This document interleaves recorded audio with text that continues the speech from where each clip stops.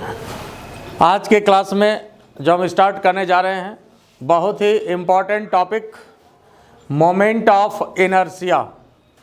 Moment of inertia जिसको कि rotational dynamics के नाम से भी जाना जाता है। मोमेंट ऑफ इनर्शिया या रोटेशनल डायनामिक्स बात एक ही है, ठीक है। तो देखिए, सबसे पहले मोमेंट ऑफ इनर्शिया होता क्या है इसको हम लोग ज़रा समझें। मोमेंट ऑफ इनर्शिया समझने के लिए पहले हमें इनर्शिया पर जाना होगा। इनर्शिया क्या होता है? इनर्शिया किसी भी बॉडी का वह गुण है, वह प्रॉपर्टी है। इनर्शिया किसी भी बॉडी का वह गुण है, वह प्रॉपर्टी है जिसके कारण वह अपनी अवस्था जो भी उसकी होती है, अगर उसमें कोई चेंज आता है तो उसका विरोध करता है। अवस्था में अगर कोई भी चेंजिंग आता है तो उसका वह विरोध करता है। Inertia is the property of the body by virtue of which it maintain its state of rest और यूनिफॉर्म मोशन। वह अपने स्थिति मतलब या तो वो रेस्ट की हो या यूनिफॉर्म मोशन की हो, क्या करता है? वह उसको मेंटेन करने का प्रयास करता है, नहीं चाहता है कि उसमें कोई चेंज हो। अवस्था या तो रेस्ट की हो सकती है या तो यूनिफॉर्म मोशन की, ठीक है। और यूनिफॉर्म मोशन के जगह पर अगर हम यूनिफॉर्म रोटेशन को कंसीडर करें, किसको कंसीडर करें? यूनिफॉर्म रोटेशन को अगर हम कंसीडर कर लें तो वह मोमेंट ऑफ इनर्शिया हो जाता है। क्या हो जाता है? मोमेंट ऑफ इनर्शिया हो जाता है। इसको प्रैक्टिकल तौर पर ऐसे समझिए कि जो है चेंज का विरोध होना, अवस्था में जो चेंज होता है उसका विरोध करने के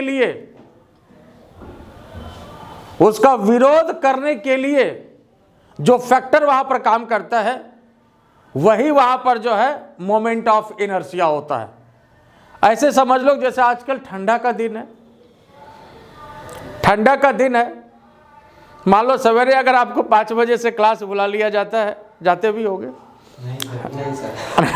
नहीं जाते, ठीक है। मान लो 5 बजे से अगर क्लास होता है, ठीक है, तो क्या होता है? सवेरे उठने में दिक्कत होती है, तो वह जो अवस्था आप चेंज करते हैं, है ना, रेस्ट से आप मोशन में आते हैं, तो उसके लिए क्या करते हैं? आप विरोध करते हैं। विरोध होता है।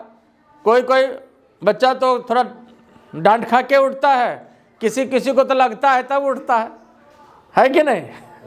कुछ को तो लगता है तब ये उठता है, बिना लगे जो है। क्या प्रिंस हो? अगर सवेरे क्लास हो तो बिना लगे तो, है ना, आपको या तो कुछ को डांट मिला तो उठ गया। अब कुछ लोग अपने मन से भी उठ जाते होंगे, है ना, है कि नहीं? प्रिंसु कैसे उठती है? अपने मन से। ये तो गलत बात है। बात समझ गए ना? तुम रश्मि कैसे उठती है? अच्छा चलो, ठीक बात है। तब इससे अब हम लोग मोमेंट ऑफ इनर्शिया को समझें, जो जैसे भी उठे। लेकिन वह जो अपोज जो होता है, वो जितना बड़ा अपोज होता है, समझ लो कि उसका मोमेंट ऑफ इनर्शिया उतना ज्यादा है। तो उसी तरह से कोई बॉडी को अगर हम रोटेट करते हैं, किसी भी बॉडी को अगर हम रोटेट करते हैं, तो वह जो अपोज करता है उसके लिए जितना बड़ा फैक्टर काम करता है, तो वही जो है वहां पर क्या है? मोमेंट ऑफ इनर्शिया होता है। कोई कम अपोज करता है, कोई बात नहीं, आपको घुमा ले बाबू। कोई कहता नहीं हम नहीं घूमेंगे, है ना, तब उसको क्या करना पड़ता है? जो आराम से उठ जाए तो उठ जाए, नहीं उठता है तो लगता भी है। कोई जैसे स्कूल वगैरह जाते हो उसमें ज्यादा लगता होगा कि नहीं? चलो, है ना, क्या अभिषेक लगता है ज्यादा खाया उसमें, है ना, तो स्कूल जाने में नहीं उठता है तो लगा एक के बाद चलो उठो। तो फिर तो वह जो अपोज है, समझ लो कि अपोज जो होता है रोटेशन का, रोटेशनल मोशन का जो अपोज करते हैं, या कोई भी बॉडी मान लो रेस्ट में है, उसको हम घुमाना चाह रहे हैं, तो उसके लिए क्या करेगा, वो अपोज करेगा, क्योंकि वो तो रेस्ट में है और आप उसको क्या कर रहे हैं, घुमा रहे हैं, रोटेशनल मोशन में ला रहे हैं। तो वह जो उसकी प्रॉपर्टी है, वह जो विरोध करेगा, वह जितने फैक्टर के साथ विरोध करेगा, जितने ताकत के साथ विरोध करेगा, वही उसका मोमेंट ऑफ इनर्शिया है। जितना ताकत के साथ विरोध करेगा, उसकी मोमेंट ऑफ इनर्शिया उतनी ही ज़्यादा होगी। आई बात समझ में? तो ये ऐसे प्रैक्टिकल तौर पर मोमेंट ऑफ इनर्शिया को समझने का तरीका है, लेकिन मोमेंट ऑफ इनर्शिया पर हम डिटेल बात करेंगे।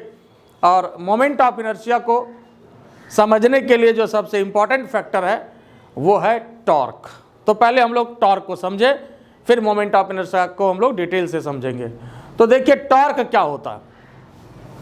टॉर्क को समझने के लिए जो कंसेप्ट फोर्स का लीनियर मोशन में होता है, वही कंसेप्ट टॉर्क का रोटेशनल मोशन में होता है। काम का डिफिनेशन यही है, काम का कॉन्सेप्ट यही है। जो कंसेप्ट फोर्स का लीनियर मोशन में होता है, वही कंसेप्ट टॉर्क का रोटेशनल मोशन में होता है। फोर्स क्या करता है, किसी भी बॉडी को मूव कराता है, और टॉर्क क्या करता है, किसी भी बॉडी को रोटेट कराता है। किसी भी बॉडी को अगर रोटेट कराना हो, किसी भी बॉडी को रोटेट कराना हो तो उसके लिए टॉर्क की आवश्यकता पड़ती है। देखिए पेन लो तो जरा, जैसे मान लो ये बॉडी, इसको अगर हमको रोटेट कराना है तो इसके लिए किसकी आवश्यकता पड़ेगी, टॉर्क की आवश्यकता पड़ेगी, है ना। कोई भी चीज को रोटेट करना है तो टॉर्क की आवश्यकता पड़ती है। और किसी भी बॉडी को ट्रांसलेशनल मोशन देना, जैसे ये बॉडी, इसको हमको ट्रांसलेशनली मूव कराना है, ऐसे सीधा डायरेक्ट, तो इसके लिए क्या होगा, फोर्स की आवश्यकता पड़ती है। आई बात समझ में? तो यह जो है दोनों में बेसिक डिफरेंस है। जैसे मान लो आप गेट खोलते हो, आप विंडो खोलते हो, तो वहां पर एक्सिस के अबाउट रोटेशन है, तो रोटेट करने के लिए टॉर्क की आवश्यकता पड़ती है। और किसी भी बॉडी को मूव कराने के लिए, लीनियर मोशन कराने के लिए फोर्स की आवश्यकता पड़ती है। ठीक है। और थोड़ा टॉर्क को हम लोग डिटेल से समझें।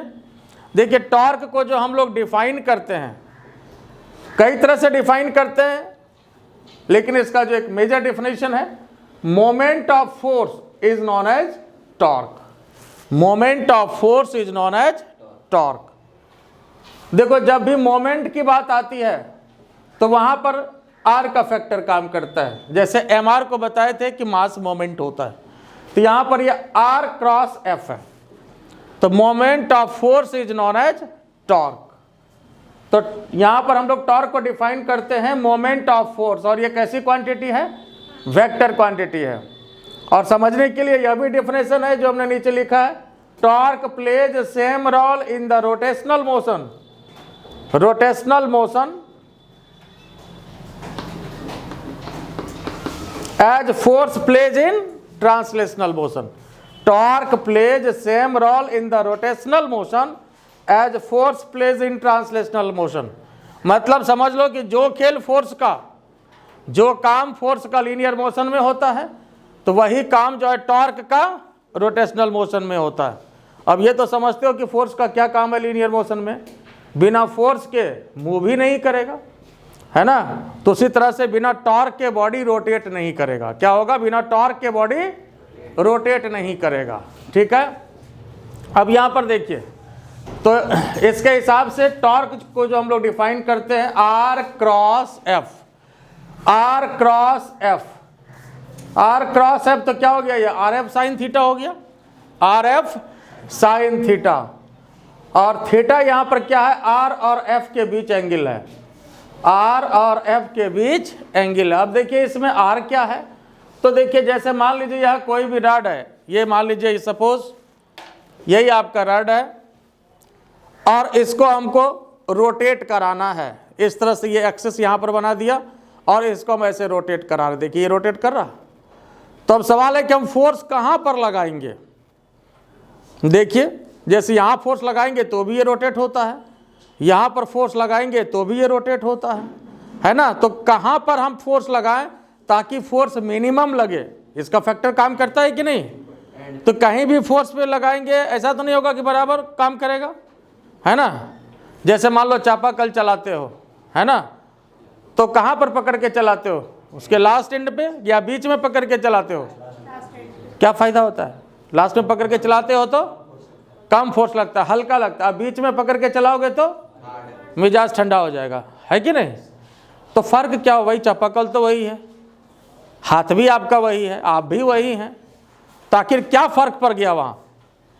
कुछ न कुछ फ़र्क पड़ा जिसके कारण कि बहुत बड़ा फ़र्क पड़ जाता है। तो वो फ़र्क कौन सा था? वो डिस्टेंस का फ़र्क था, एक्सिस से डिस्टेंस।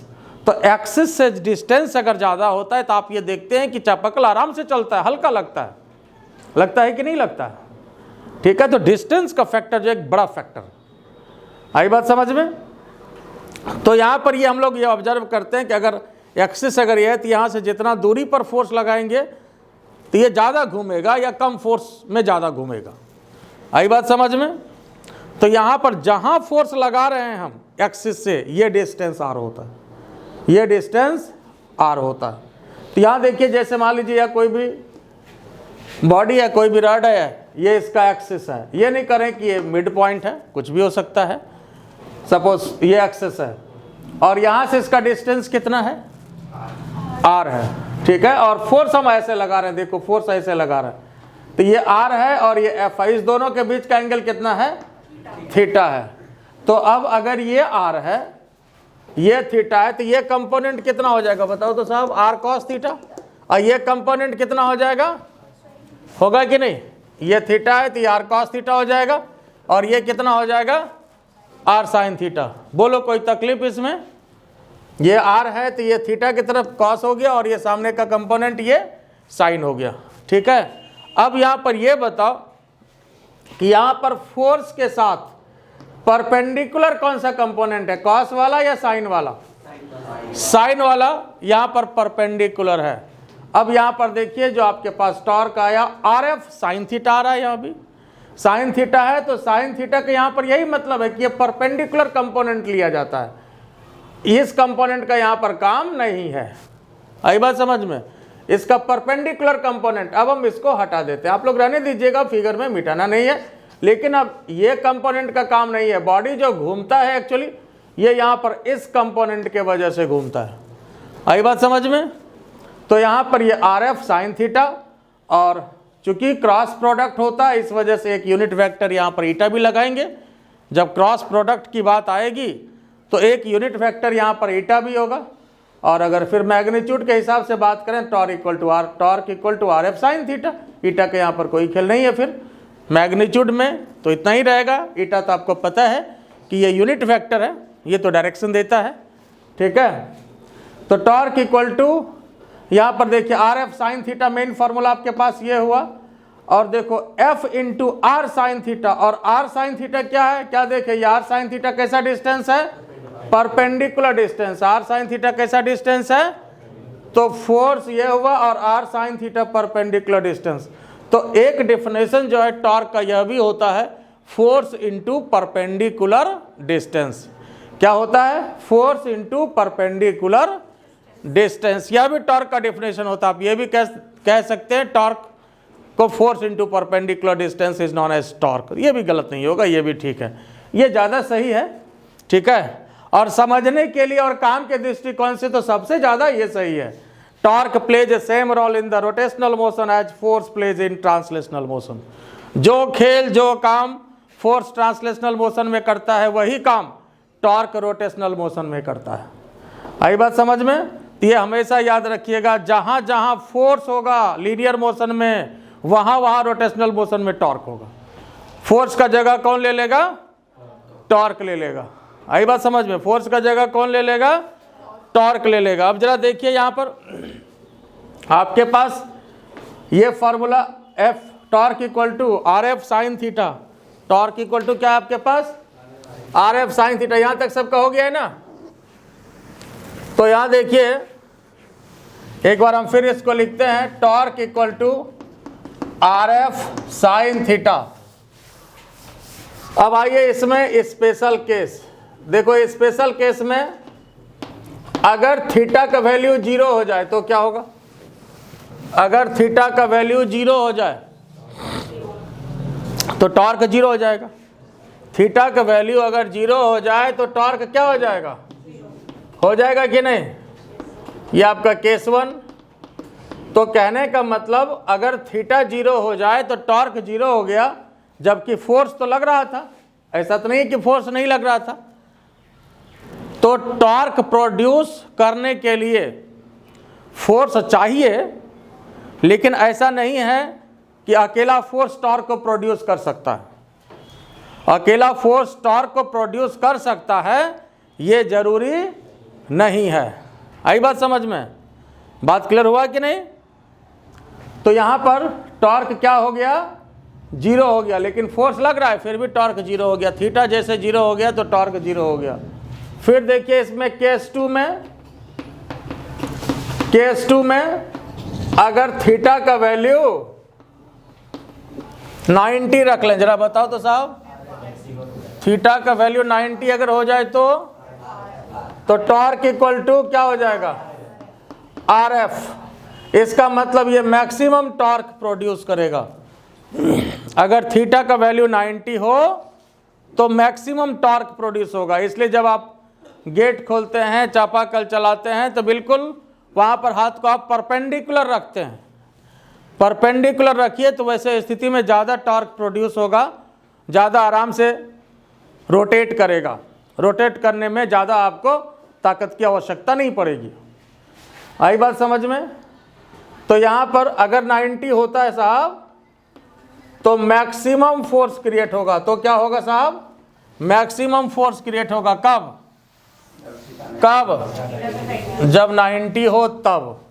और उसके बाद केस 3 में अगर थीटा 180 हो तो फिर भी टॉर्क कितना हो जाएगा, 0 हो जाएगा। फिर भी टॉर्क कितना हो जाएगा, 0 हो जाएगा। आई बात समझ में।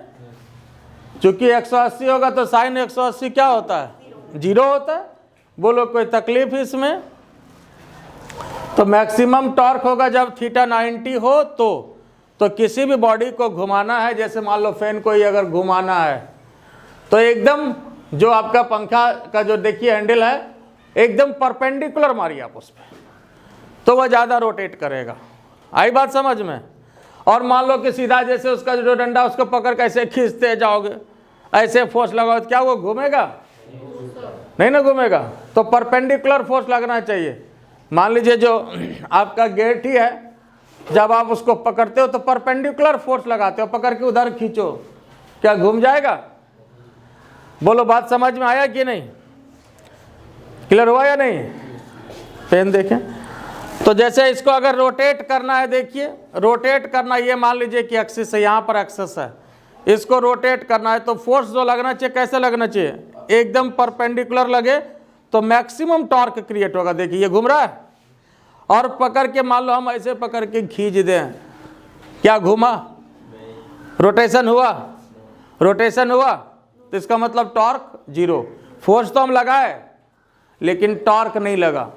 तो टॉर्क के लिए फोर्स की आवश्यकता जरूर है, लेकिन अकेला फोर्स टॉर्क को प्रोड्यूस नहीं कर सकता है। ये दोनों में बेसिक डिफरेंस है। ऐसा नहीं कि फोर्स लग रहा है तो टॉर्क क्रिएट कर ही जाएगा। आई बात समझ में। मान लो कि यहाँ पर देखो फोर्स लगा रहा है, इधर चला आया, घुमा, फोर्स तो लगा है, टॉर्क प्रोड्यूस नहीं हुआ। हाँ ऐसे करें तो देखो ये घूम गया, है ना, फोर्स लगा ऐसे ये घूम गया, ऐसे लगा ये घूम गया, तो टॉर्क क्रिएट हुआ। रोटेशनल मोशन जब हो रहा है तो इसका मतलब है कि टॉर्क क्रिएट हुआ। कहीं भी अगर रोटेशनल मोशन हो रहा है, बॉडी रोटेट कर रहा है, तो इसका मतलब है कि उसमें टॉर्क प्रोड्यूस हुआ। बोलो बात समझ में आया कि नहीं आया। अब यहां देखो, ये बात समझ गए। अब आइए टॉर्क का कुछ और एक्स्ट्रा कॉन्सेप्ट देखो। जैसे प्रैक्टिकल तौर पर मान लीजिए कोई भी रॉड है,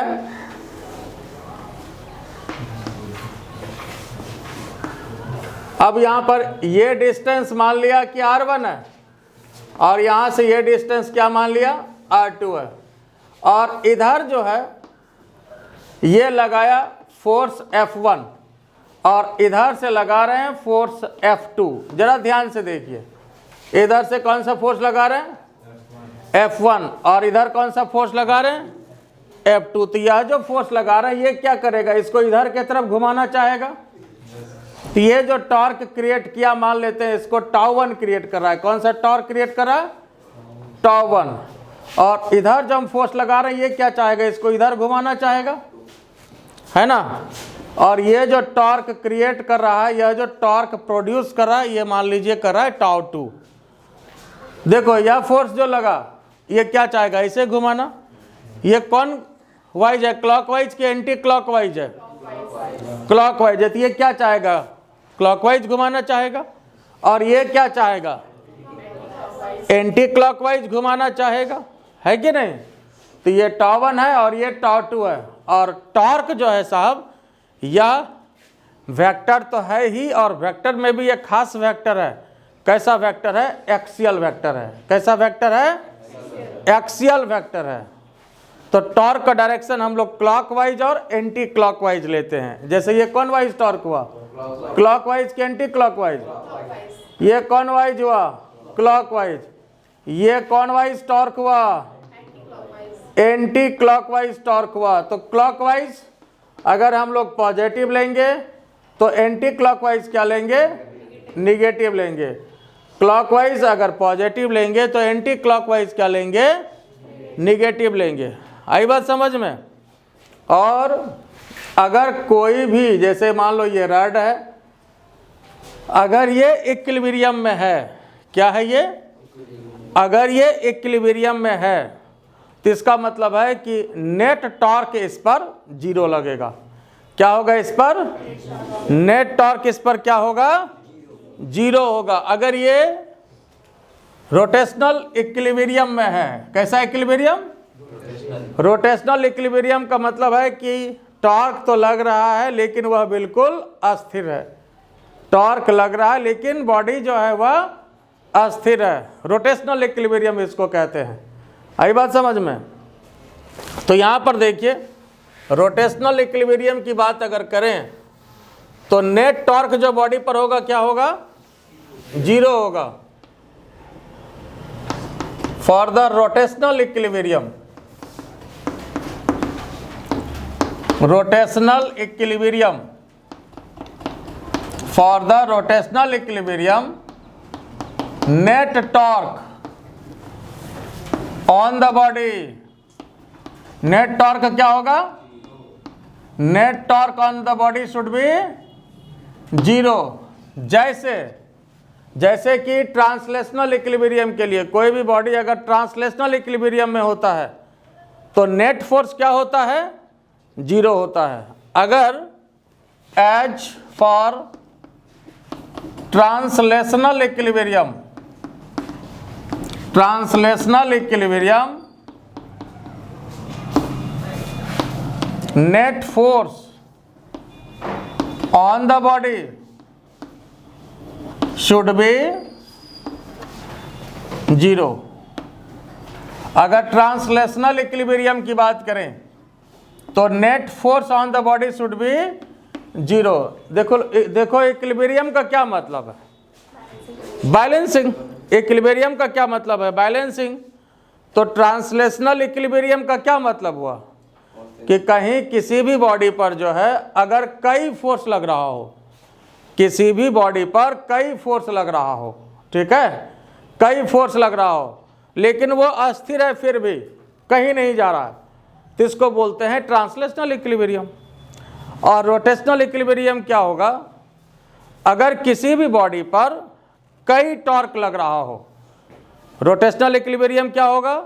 अगर किसी भी बॉडी पर कई टॉर्क लग रहा हो लेकिन फिर भी वो किसी तरफ उसका कोई रोटेशन नहीं है। जैसे मान लो इसी पर ये इधर भी लग रहा है, इधर भी लग रहा है, और भी कोई लगा दें, लेकिन फिर भी ये जो रड है ये जरा सा भी ये घूमा नहीं। ऐसा हो सकता है कि नहीं? कि नहीं घूमे, है ना। जो ऐसा हो सकता है एक ही गेट को एक अंदर से इधर से पकड़ के खींच रहा है, दूसरा लड़का उसको बाहर से खींच रहा है, मतलब लगा रहा है, दूसरा खींच रहा है, और दोनों बराबर ताकत का ऐसा होता है कि नहीं, कभी अच्छा देखते हैं तुम कैसे जो है खोल लेता है, तुम उसको जो है अंदर से जो है लगा रहा है फोर्स टॉर्क, और वो जो है बाहर से लगा रहा है, अगर दोनों जो है बराबर दमखम का है,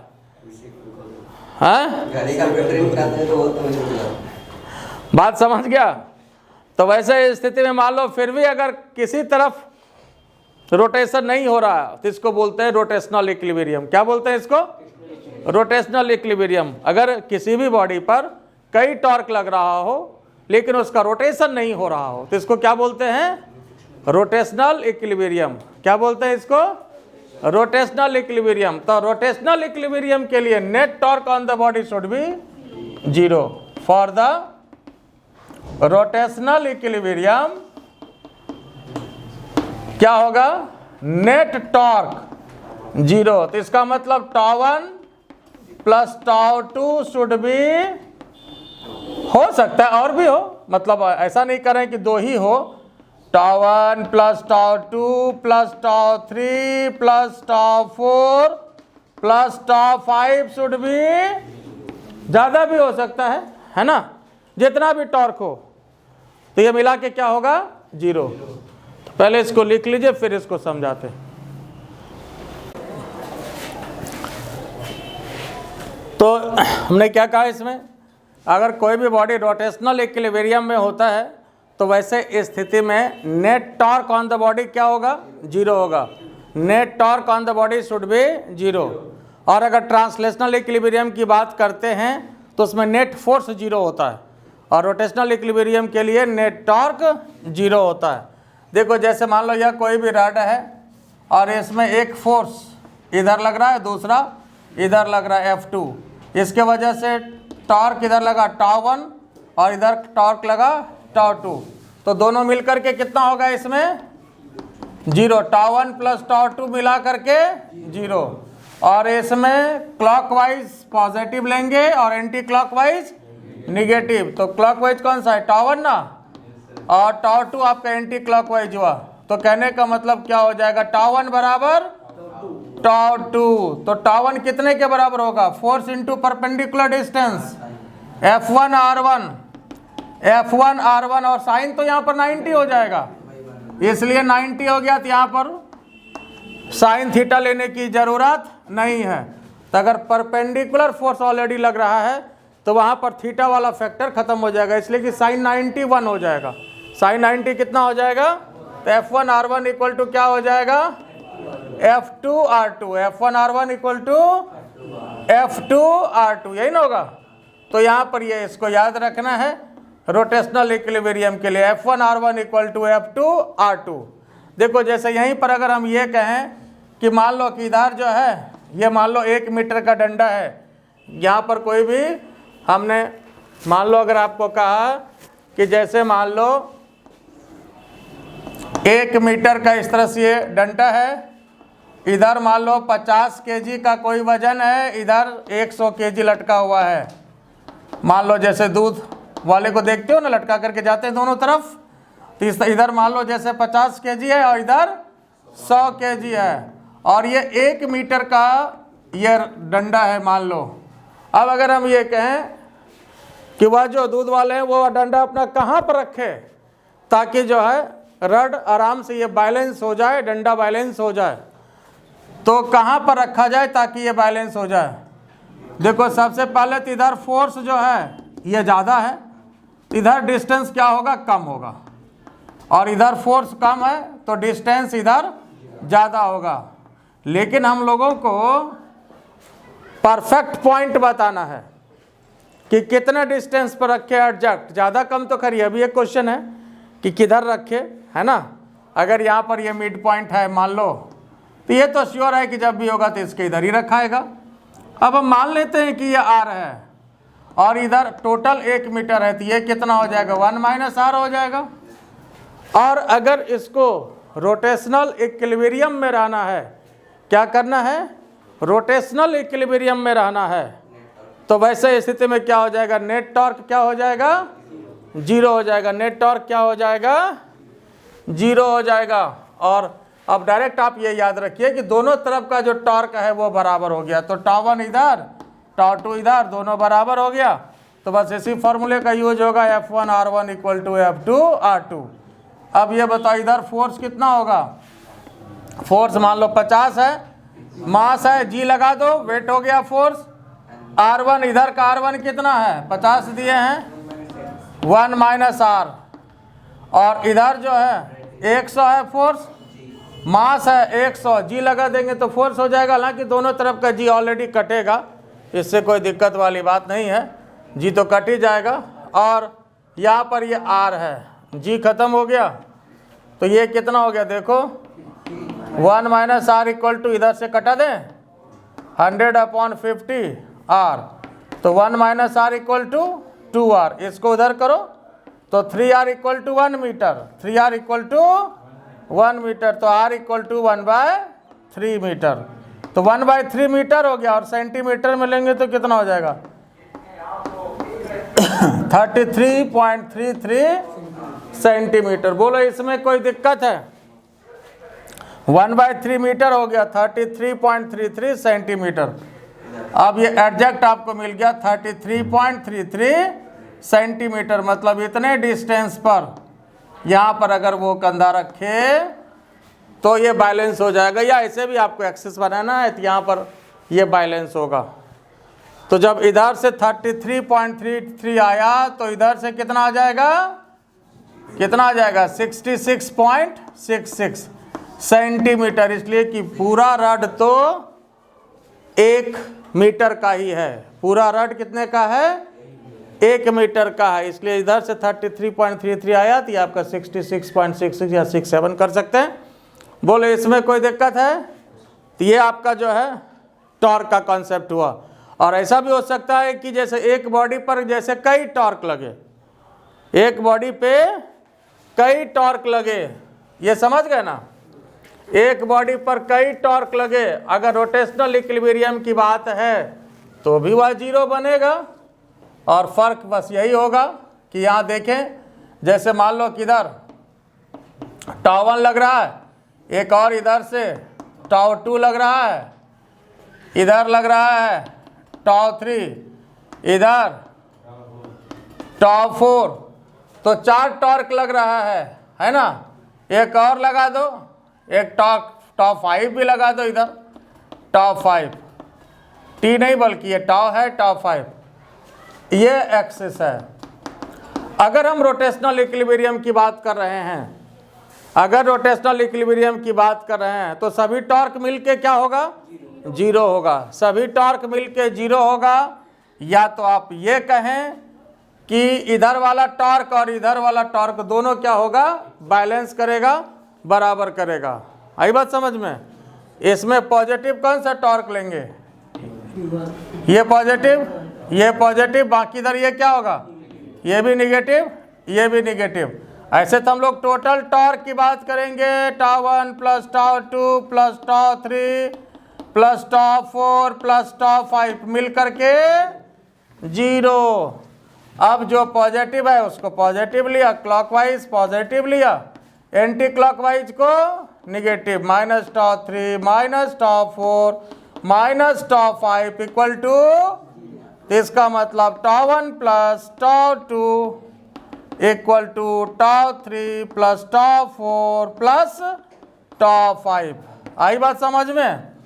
तो कहने का मतलब क्या हुआ कि क्लॉकवाइज टॉर्क और एंटी क्लॉकवाइज टॉर्क दोनों क्या हो गया, बराबर हो गया। ये कैसा टॉर्क है, क्लॉकवाइज टॉर्क। ये कैसा टॉर्क है, क्लॉकवाइज टॉर्क। ये कैसा टॉर्क है, anti clockwise torque.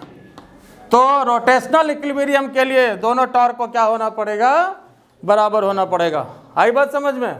Rotational equilibrium के लिए दोनों टॉर्क को क्या होना पड़ेगा, बराबर होना पड़ेगा। बोलो कोई इसमें तकलीफ है। और यही काम था हम इसमें भी किया, ये जो निकाले हम लोग 33.33, इधर वाला टॉर्क इधर वाला टॉर्क, चूंकि दो ही टॉर्क था इसमें तो दोनों को क्या किया, बराबर कर दिया। ठीक है। तो देखो टॉर्क के लिए समझने वाला सबसे मेजर कंसेप्ट एक बार फिर सुन लीजिए लास्ट में, कि जो कंसेप्ट फोर्स का लीनियर मोशन में होता है वही कंसेप्ट टॉर्क का रोटेशनल मोशन में होता है। जैसे लीनियर मोशन में जहां जहां फोर्स था वैसे सिचुएशन में हर जगह क्या आएगा, टॉर्क आएगा, हर जगह क्या आएगा, टॉर्क आएगा। आई बात समझ में। और मोमेंट ऑफ इनर्शिया को समझने के लिए ये जरूरी है। अब इसके बाद हम लोग मोमेंट ऑफ इनर्शिया को आगे हम लोग पढ़ेंगे और उसको अगले लेक्चर में पढ़ेंगे। आज इतना ही, ठीक है। और अगर अच्छा लगा, समझ में आया तो क्या करना है, चैनल को लाइक करिए, सब्सक्राइब करिए, शेयर करिए, ठीक है, और बेल आइकन भी दबा दीजिएगा। Thank you.